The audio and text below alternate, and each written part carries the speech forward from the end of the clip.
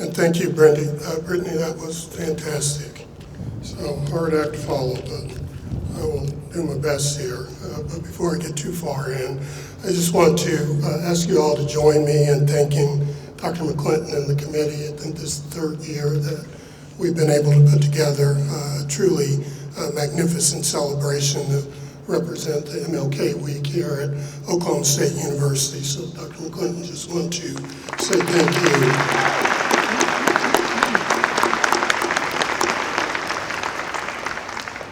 So good afternoon. I won't be before you long because Dr. McClinton runs a tight ship and told me to just stay up here a few minutes. So we'll see if we can handle that. But welcome to the 2023 OSU Reverend Dr. Martin Luther King Jr. Celebration Week. We are honored and excited to continue this week-long celebration to reflect upon and honor the legacy of Dr. King across our entire community. On behalf of OSU, especially the Division of Institutional Diversity and the Division of Student Affairs, we want to welcome and thank you for showing up today to participate in this program in March to broaden and deepen the connection between OSU and the larger Stillwater community. As an institution, OSU continues to serve as a national leader and a role model in our commitment to enrich and fortify our culture of inclusion and a sense of belonging for every member of the university community. We have much more work to do. However, the continued cultivation and strengthening of this partnership with the City of Stillwater is integral to all of us seeking to advance our efforts of achieving Dr. King's dream. As we gather here today, I encourage each of us to be bold in our beliefs and courageous in our convictions as we individually and collectively pursue the call to action of Dr. King's dream. I encourage us to ask ourselves, as well as those around us, especially our family, friends, and classmates, if we are committed to Dr. King's legacy of justice, equality, and love for humanity, and more importantly, what efforts we engage in every day to get closer to his dream.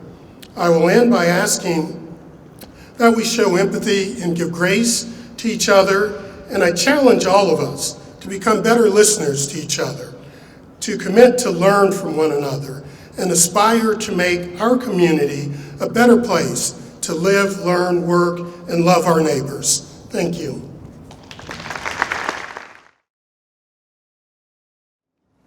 Thank you, Leon. Well, welcome. Thank you for everyone who joined us today as we honor the life and legacy of Dr. Martin Luther King Jr. and his heroic advocacy for civil rights in our nation. Dr. King's life's work taught us to recognize the reality of racial injustice and to be honest with ourselves about the inequalities all around us, and truly to be honest with ourselves about the role that we may play in perpetuating that injustice.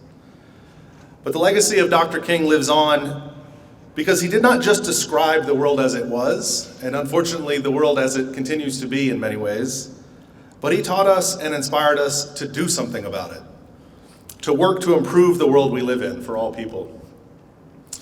Dr. King's work brought change to our community, our state, and our nation, and while we've made many steps in the right direction, we know there's much more work to be done and progress to be made. Last night, the Stillwater community gathered at an event organized by Stillwater Community United, Mount Zion Baptist Church, the Stillwater Public Library, OSU, and many other local groups at an event, a commemoration event, which had the theme of forgetting not our past in hopes of our future. It was a wonderful evening. It focused on the importance of understanding our community's history here in Stillwater. The theme of last night's event was taken from a motto of Booker T. Washington High School right here in Stillwater, which served as the black school for this community prior to integration. And one of last night's speakers was the Reverend J.A. Reed, who's a nationally known preacher and civil rights advocate who was a member of the last graduating class of Washington High School here in Stillwater in 1956. For those of you who may not know, Washington School still stands here in Stillwater at the corner of 12th and Hester, just a couple miles from here, across the street from Southern Woods Park, where our community march started this afternoon. Unfortunately, it's neglected and crumbling, but I'm hopeful that that's about to change. Since the early 1900s, the Washington School has been a focal point for Stillwater's black community. Even after schools were integrated, the building was used as a community center, a sports facility, and a gathering place for events of all kinds.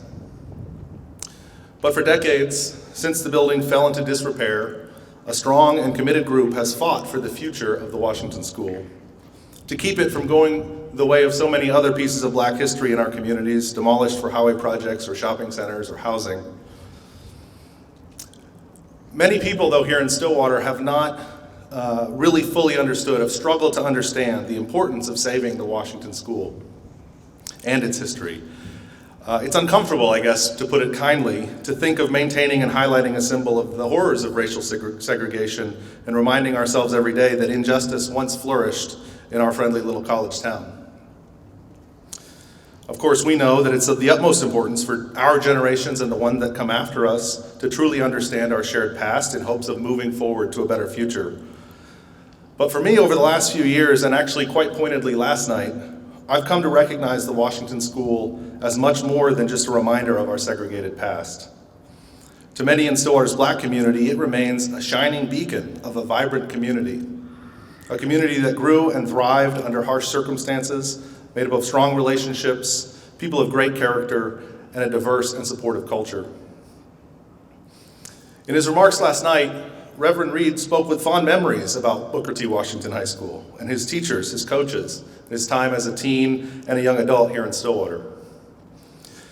We learned that while 1956 was the final year of segregated schools here in Stillwater, it was also the very first year where Black schools were allowed to compete against their white school neighbors in Oklahoma's state basketball tournament. Guess what? Washington High School in 1956 won the Oklahoma Class C State High School Basketball Championship. Reverend Reed even brought a picture of his championship-winning team from the news press, the Stillwater News Press, in 1956, because the last time he was here, he noticed there wasn't one in the Stillwater History Museum. Now, I grew up in Stillwater. I'm a Stillwater pioneer. We just celebrated our first state high school football championship since the 60s. I had no idea that Booker T. Washington High School won a state basketball championship in 1956. But the memories of Reverend Reed, along with the stories in the OSU Library's Oral History Project, which focuses on Stillwater's Black community, and conversations with many other neighbors here, for me demonstrate the tremendous importance of Washington School as a historical place, a key to Stillwater's understanding of itself and a waypoint on our path forward as a community. We also learned last night of a new history project put together called Walk the Ville. The Ville is sort of the local nickname for the Black community, Black neighborhood in South Stillwater. If you go on the Sherrar Museum's website, you can actually find a map with certain waypoints from Booker T. Washington High School, Mount Zion Baptist Church, and several other landmarks of that community. And I would encourage you all to go do that and go discover the Ville in the southern portion of our town.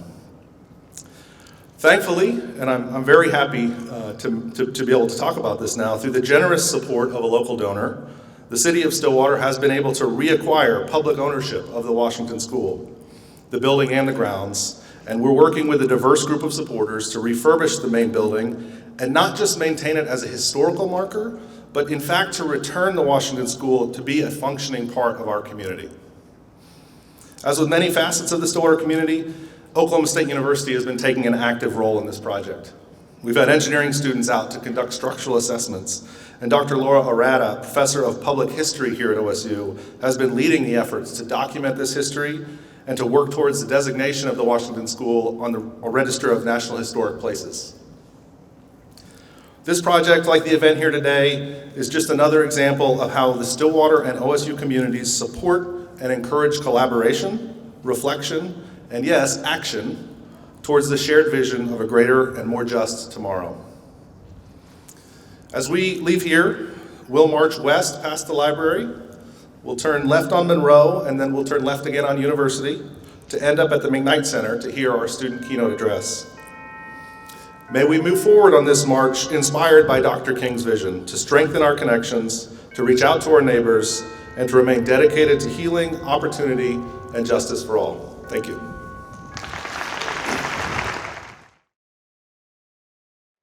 Thank you all for being here today. I'm honored to come back to Oklahoma State University and celebrate Dr. King with you all today. For this event, I decided to write a speech. I titled it Dare to Dream. I hope you like it. On August 28th, 1963, Dr. Martin Luther King delivered his iconic I Have a Dream speech. This notorious speech was delivered to an estimated 250,000 people who came from all over the country to Washington, D.C. to attend this monumental event. This speech was not intended to be delivered at this event. However, singer Mahalia Jackson urged Dr. King to tell the audience about the dream. Dr. King started talking about his dream, which led to a thought-provoking speech, focusing on the desire of America to truly become a land of opportunity for all people. 60 years later, this iconic speech delivered on the steps of the Lincoln Memorial is still honored, recited, and the dream of a picture-perfect America. At times, I feel as if we have forgotten the sacrifices that our elders have made for us to be where we are today. We must recognize that our everyday lives and the opportunities of which we take for granted could not have been a reality if it wasn't for the sacrifices of the men, women, and children that came before us. The pioneers that were willing to crawl so we could one day run. We as young people do not totally understand how it feels to have to remain silent in the face of adversity and mistreatment. We have always had a voice. This voice may not be as loud or as prominent as we would like, but because of our ancestors and other civil rights advocates, we can stand up and tell our story. We have an obligation to continue to be the movers and the shakers of change. A crucial part of the civil rights movement, and especially in the state of Oklahoma, were the young individuals who were brave enough to chase freedom and the dream of equality. A high school history teacher by the name of Clara Looper began sit-in protests to segregate lunch counters. Miss Looper and her students were determined to end segregation in the state of Oklahoma. During this journey to freedom, Miss Looper was arrested 26 times. Another Oklahoma civil rights legend and proud graduate of the then Oklahoma A&M, Nancy Randolph Davis Jr., became the first black enrollee to the now well-known Oklahoma State University. During this time in the law, Oklahoma was separate but equal, making Miss Davis sitting in the classroom with white students against the law. Miss Davis did her schoolwork in the hallways, listening to what instruction the professor was giving to the class. And to everyone's surprise, Miss Davis scored one of the highest scores on an exam, which urged students to pressure professors to allow Miss Davis in the classroom. However, not all Oklahoma civil rights legends are well known. For example, my grandmother, Miss Jewel Washington, was a catalyst for change in her own right. She lived through hardship, understanding that one day, if she continued to press on and lead through love, a change would come.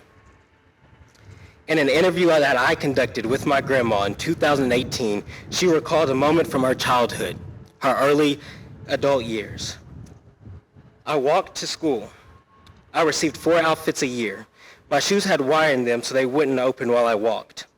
Every day I had to pick 250 pounds of cotton before I could go back home. This is hard for me and most young people to understand, because we simply have not had to face this type of situation. My grandmother was an individual who I see as the epitome of Oklahoma legacy. Jewel Washington will always be someone that I see as a superhero. She led by teaching me and everyone around her to love and always listen to what people have to say. She believed that you should treat people how you would like to be treated, and always strive to be a lifelong learner. As Dr. King in 1963 delivered his I Have a Dream speech, today I simply dare you to dream. What would you like to see this state, country, and world become? What can you do as an individual to make that dream become a reality? Are you willing to sacrifice your comfort to do as so many people have done before you?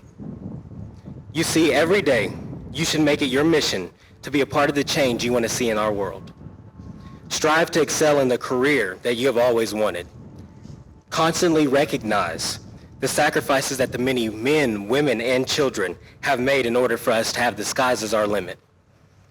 Know that our parents' and grandparents' dreams are now capable of becoming a reality. Take advantage of the prayers that our people have prayed and simply dare to dream. Thank you so much.